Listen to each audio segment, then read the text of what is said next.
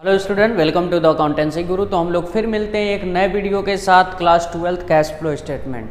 तो cash flow statement आप लोग जानते हैं CBSE board, ISC board and UP board, तीनों बोर्ड के लिए मोस्ट इम्पॉर्टेंट चैप्टर है। इस चैप्टर से किसी भी चैप्टर से फिक्स नहीं किया जा सकता, लेकिन इस चैप्टर से एवरी ईच ईयर फिक्स किया जाता है।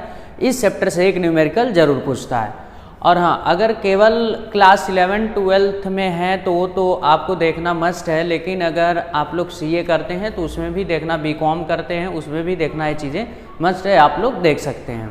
तो आप लोग नए चैनल पे आए तो अपने ज़्यादा से ज़्यादा दोस्तों के पास शेयर करें। तो हम लोग स्टार्ट करते हैं कैश फ्लो स्टेटमेंट।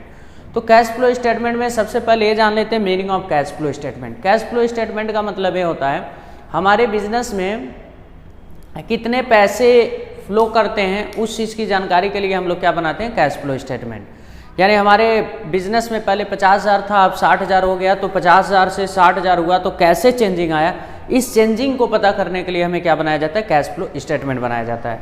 जैसे आप लोग जानते हैं कैश एंड कैश इक्विवेलेंट क्या होता है, फाइनेंशियल स्टेटमेंट पढ़े होंगे। जैसे मान लीजिए cash and cash equivalent.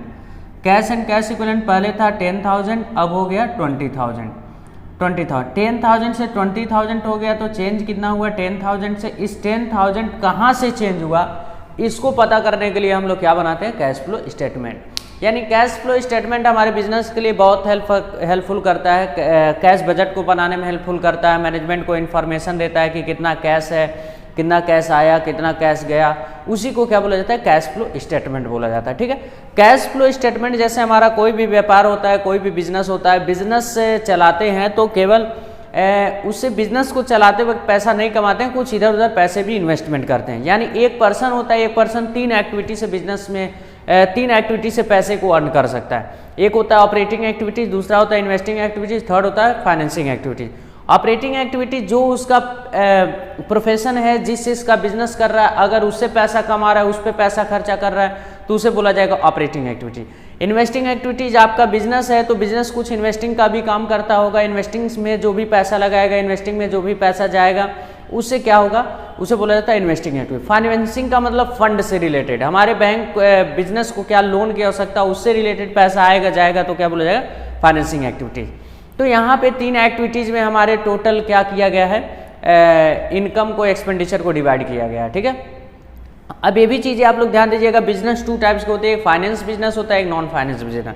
Finance business उसे कहा जाता है जो सर्विस प्रोवाइड करता है, जैसे आप कह सकते हैं लोन लेंडिंग की काम करता है, लेंडिंग की काम करता है, लोन प्रोवाइड करता है, जैसे बैंक हो गया, एनी अदर फाइनेंशियल इंस्टीट्यूट हो गया। ठीक है, वो केवल लोन देगा, आपका जो डिपॉजिट एक्सेप्ट करेगा, वो उसे बोला जाता है फाइनेंशियल बिजनेस।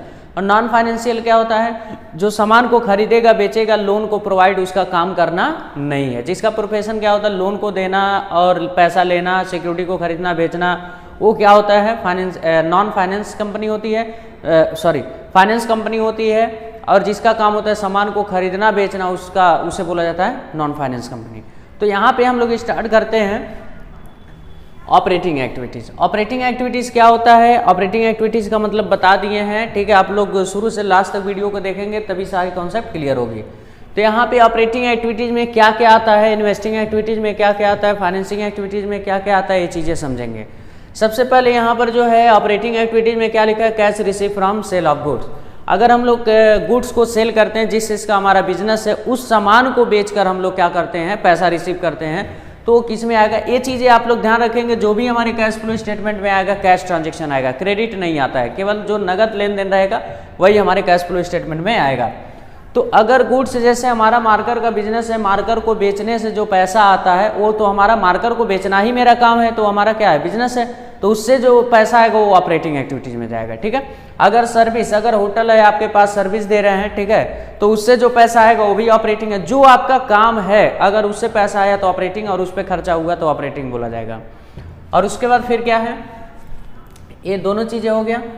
और उसके बाद फिर आते हैं cash receive from fees, royalty and commission. अगर आप लोग कमीशन रिसीव करते हो, ये भी बराबर रिसीव होता है। फीस, रॉयल्टी अगर रिसीव करते हो, ये भी हमारा किस में जाएगा, ऑपरेटिंग एक्टिविटीज में। Cash receive from debtor and BR. Debtor and BR, जैसे किसी को उधार सामान बेचो, अगर वो बंदा पैसा नहीं दिया है तो आप लोगों के लिए डेटर या तो बीआर हो गया, उससे पैसा रिसीव करो तो भी हमारा किस में आएगा, ऑपरेटिंग एक्टिविटीज। उसके बाद आते हैं cash payment for purchase of goods. अगर भाई तुम गुड्स जो बेच रहे हो कभी ना कभी आपको गुड्स को खरीदना पड़ेगा या तो मैन्युफैक्चर करोगे, तो वो जो उस पर जो पैसा खर्चा करते हैं वो भी हमारा किस में जाता है, ऑपरेटिंग एक्टिविटीज में जाता है। ठीक है, अब इसके बाद cash payment for purchase of services. अगर सर्विस अगर दे रहे हो उस सर्विस पे पहले आपको खर्चा करना पड़ेगा, लेबर को बुलाना पड़ेगा और सारी चीज़ें उस पर जो भी खर्चा करेंगे वो किस में आ जाएगा, हमारे ऑपरेटिंग में आ जाएगा। Cash paid to BP and creditor. ठीक है, cash paid to BP and creditor, bill payable और क्रेडिटर को पैसा हम लोग पेमेंट करते हैं वो भी किस में जाएगा, ऑपरेटिंग में। और उसके बाद हम लोग वेजेस, कमीशन, सैलरी अगर पेड करते हैं ये भी किस में जाएगा, ऑपरेटिंग में।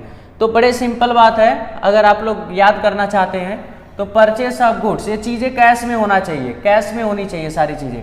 देखो purchase of goods, sales of goods और सेल्स ऑफ सर्विसेज। ठीक है, ये भी किस में आएगा, ऑपरेटिंग में। और purchase of goods and purchase of services ये भी आपका किस में आएगा, ऑपरेटिंग में। तो चार चीज़ें आपको पता हो गया। अगर आप गुड्स परचेस करोगे या तो सर्विसेज परचेस करोगे किस में आएगा, ऑपरेटिंग में। और गुड्स या सर्विसेज को बेचोगे वो भी किस में आएगा, ऑपरेटिंग में आएगा। उसके बाद ध्यान से देखिएगा, cash receive from BR and debtor. अगर बीआर डेटर से अगर आप कैश रिसीव करते हो तो वो भी कहाँ जाएगा, ऑपरेटिंग में जाएगा। अगर बीपी और क्रेडिटर को कैश पेमेंट करते हो वो भी किस में जाएगा, हमारा ऑपरेटिंग एक्टिविटीज में। तो आप लोग कितना याद करिए, 1 2 3 4 5 6 चीज़ें पता चल गया। क्या क्या पता चला है आपको।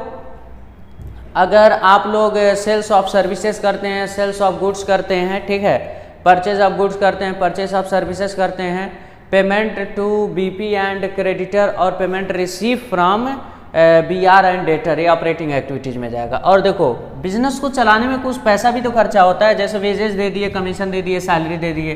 ठीक है, और यहाँ पर हम लोग उसके बदले में याद रखेंगे fees receive, royalty receive, commission receive. तो ये चीज़ें आप लोगों को समझ में आ गया ऑपरेटिंग एक्टिविटीज में क्या क्या आएगा। तो फिर इसके बाद एक बार रफली आप लोग देख लेते हैं कि क्या क्या इसमें आता है। अगर हम लोग गुड्स परचेस करते हैं तो इसी ऑपरेटिंग में आएगा, सर्विसेज परचेस करते हैं ऑपरेटिंग में आएगा। अगर cash receive from debtor and BR, ये भी ऑपरेटिंग में ही आएगा। ठीक है, और उसके बाद कमीशन रिसीव करते हो, रेंट कमीशन रिसीव करते हो, ठीक है, और फीस रिसीव करते हो, अगर रॉयल्टी रिसीव करते हो वो भी किस में आएगा, हमारे ऑपरेटिंग में ही आएगा। अब उसके बाद पेमेंट करो, ठीक है, purchase of services, purchase of goods, ठीक है, तो ये किस में आएगा, हमारा ऑपरेटिंग में आएगा। और पेमेंट टू क्रेडिटर ये भी किस में आएगा, ऑपरेटिंग में आएगा। बातें समझ में आ गया। और उसके बाद वेजेस देते हो, सैलरी देते हो, कमीशन देते हो, ये भी किस में आ जाएगा, हमारे ऑपरेटिंग में। ये हमारी किसकी आइटम हो गई, ऑपरेटिंग आइटम हो गया। अब इसके बाद इन्वेस्टिंग आपका व्यापार कुछ इन्वेस्टमेंट से रिलेटेड काम करता है। इन्वेस्टमेंट से रिलेटेड काम करने का मतलब ये हो गया कि पैसा कहीं इन्वेस्टमेंट करता होगा तो कुछ इनफ्लो होगा, कुछ आउटफ्लो होगा। तो इसमें देखिए आप परचेस ऑफ टेंजिबल एसेट जैसे मशीनरी, फर्नीचर, बिल्डिंग अगर आप खरीदते हो तो किस में आएगा, इन्वेस्टिंग एक्टिविटीज में। परचेस ऑफ इनटेंजिबल एसेट्स, अगर intangible goodwill, trademark, copyright, patent खरीदते हो तो भी किस में जाएगा, इन्वेस्टिंग में जाएगा। ठीक है, और यही परचेस हो गया, ठीक है, टेंजिबल और इनटेंजिबल। और सेल करोगे तब भी किस में आएगा, देखो अगर सेल करते हो तुम लोग, हाँ, sales of intangible, sales of tangible. अगर परचेस करोगे टेंजिबल, इनटेंजिबल तो आप जाएगा इन्वेस्टिंग में। अगर सेल करोगे टेंजिबल, इनटेंजिबल तब भी किस में जाएगा, इन्वेस्टिंग में। फिर परचेस क्या है, नॉन करेंट इन्वेस्टमेंट। ध्यान रहिए करंट इन्वेस्टमेंट नहीं आता है यहाँ पर, ठीक है, इन्वेस्टिंग में क्या आता है, non current investment. Non current investment purchase करोगे तो आएगा, तो नॉन करेंट इन्वेस्टमेंट सेल करोगे तो भी आएगा। बातें समझ में आ गया। और या तो परचेस ऑफ शेयर डिवेंचर करते हो तो भी आएगा, और sale of share and debenture करते हो तो वो भी आ जाएगा।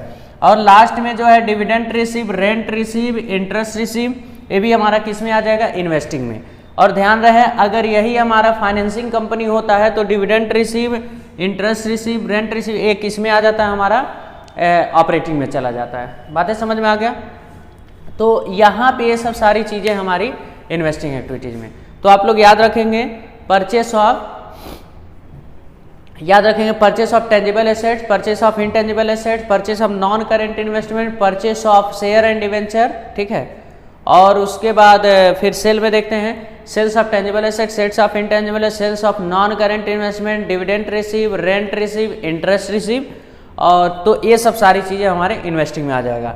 अब आते हैं फाइनेंसिंग में। फाइनेंसिंग का मतलब ये हो गया हमारी कंपनी कुछ क्या करती है, फंड से रिलेटेड काम करती है। फंड का रिलेटेड का मतलब ये हो गया कि हमारा कुछ बिजनेस ऐसा होता है कि हमें लोन की आवश्यकता है भाई, तो उसके लिए हमें बिजनेस चलाने के लिए लोन की आवश्यकता है, तो लोन लेते हैं, उसका एक अलग डिपार्टमेंट बनाया गया, एक्टिविटीज़ बनाया गया है फाइनेंसिंग, ठीक है। तो इसमें क्या कहेगा, इशू ऑफ डिवेंचर। देखो हम अपने कंपनी का देखो purchase of debenture, issue of debenture both are separate, दोनों अलग होता है, and sale of investment, sale of share debenture. तो यहाँ पर इशू का मतलब हम अपना शेयर उठा के देंगे, उसके बदले में पैसा लिए, तो यानी फंड की आवश्यकता होता है तभी ऐसा करते हैं। हमारे लिए क्या हो गया, एक लायबिलिटी क्रिएट हो गया। इशू ऑफ डिवेंचर, डिवेंचर को इशू करेंगे तब भी किस में आएगा, हमारे फाइनेंसिंग एक्टिविटीज में आएगा। लोन टेकन, अगर हम लोग शॉर्ट टर्म लोन, कोई शॉर्ट टर्म लॉन्ग टर्म कोई भी लोन हो, यहाँ पर आएगा। रिडेम्पशन ऑफ डिवेंचर का मतलब अपना डिवेंचर वापस लिए, उसके बदले में पैसा दे दिए, और उसके बाद buy back redemption of share, share अपना वापस लिए, उसके बदले में पैसा दे दिए। और buy back of equity share, देखो प्रेफरेंस शेयर को रिडेम्पशन करते हैं, buy back of equity share company अपना शेयर वापस लेती है, उसके बदले में पैसा दे दे। रीपेमेंट ऑफ लोन, जो लोन लिए उसको पैसा वापस कर देंगे। और increase in cash credit short term और बैंक ओवरड्राफ्ट में अगर इंक्रीज होता है, इंक्रीज का मतलब लोन लिए हैं तो इसी में आएगा, और डिक्रीज होगा तो तभी इसी में आएगा। याद रहे, शॉर्ट टर्म लोन हो, लॉन्ग टर्म लोन हो, किस में आएगा, फाइनेंसिंग में आएगा। और कुछ चीजें लिख देते हैं, अगर आप लोग डिविडेंड पेड करते हो तो ये भी फाइनेंसिंग में ही आएगा, अगर इंटरेस्ट पेड करते हो तो ये भी फाइनेंसिंग में ही आएगा। और प्रिलिमिनरी एक्सपेंसेज ये भी इसी में आएगा। शेयर इशू एक्सपेंसेज ये भी इसी में आएगा। ये सब हमारा किसका पार्ट है, सब फाइनेंसिंग का पार्ट है। तो आप लोग समझ गए होंगे कि कौन सा ऑपरेटिंग में। अब देखो, अब ऐसा क्वेश्चन लेकर आने वाले हैं, कौन सा आइटम ऑपरेटिंग में जाएगा, कौन सा आइटम इन्वेस्टिंग में जाएगा, कौन सा आइटम फाइनेंसिंग में जाएगा, ये चीजें आप लोग समझने वाले हैं।